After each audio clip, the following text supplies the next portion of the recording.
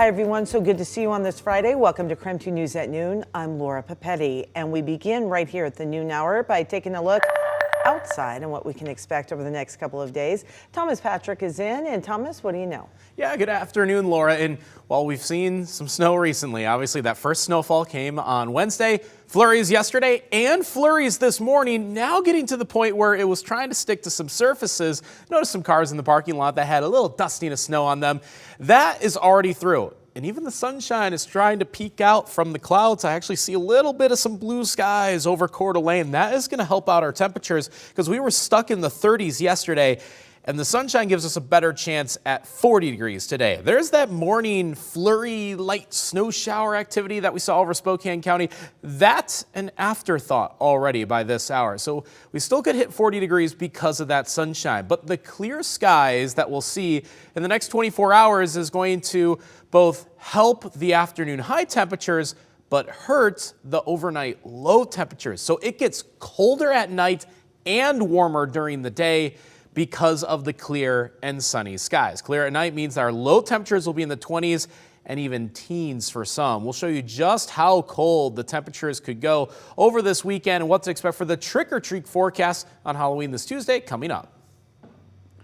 This afternoon, Spokane Mayor Nadine Woodward is on family medical leave. The announcement came just 24 hours ago when her campaign manager said she'd be taking time off to care for her terminally ill mother.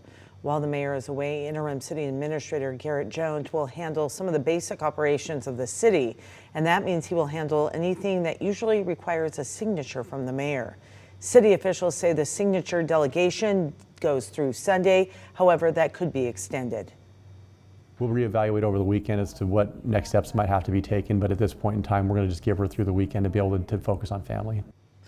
It is certainly a busy time for the mayor. Not only is the election deadline fast approaching, but her proposed budget is due to city council a week from now. Officials say staff members are finalizing those details. The family of a man shot and killed by a security guard in Meade last month has now filed a wrongful death suit. KREM 2 is not naming the security guard because he has not been officially charged. The suit claims that the guard used excessive force when he shot both the man and his son. John Franklin and his 19-year-old son were riding dirt bikes on federal land near the Bonneville Power Administration in Meade. The security guard chased them down for trespassing. Court documents claim the pair pulled over, but the guard escalated the situation.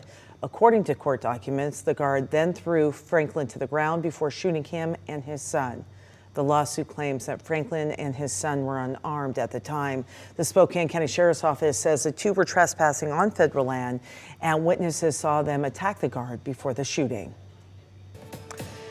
Taking a look at news from North Idaho, a Kootenai County woman is suing a former Spokane fertility doctor for allegedly using his own sperm to inseminate her 34 years ago. Sharon Hayes of Hauser said in a lawsuit that she sought fertility care from Dr. David Claypool of Spokane 34 years ago. Hayes was told the DNA belonged to an anonymous donor. The treatments were successful, and Hayes gave birth to her daughter, who is now 33.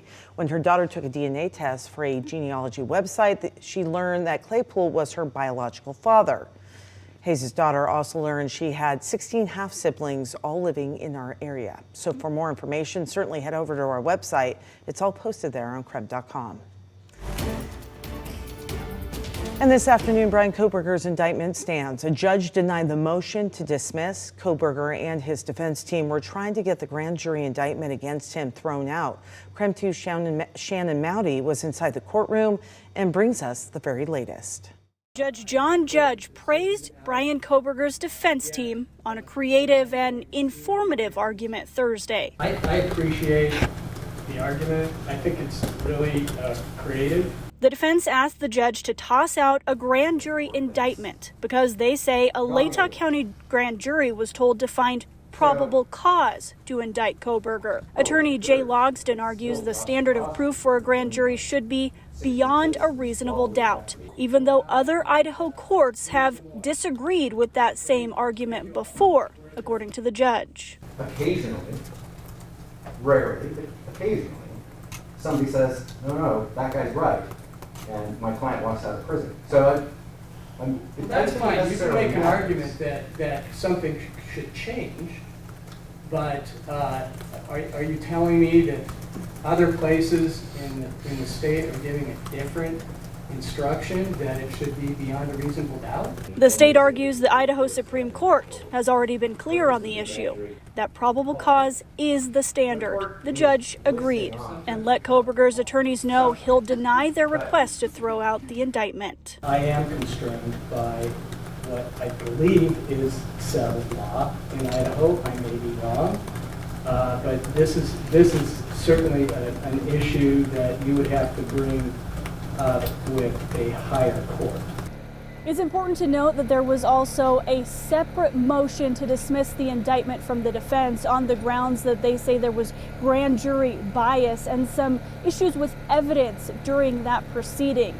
That hearing was heard early this morning behind closed doors because anything to do with details of the grand jury proceeding are sealed. A ruling on that motion has not yet been made public. In Latah County, Shannon Mowdy, KREM 2 News.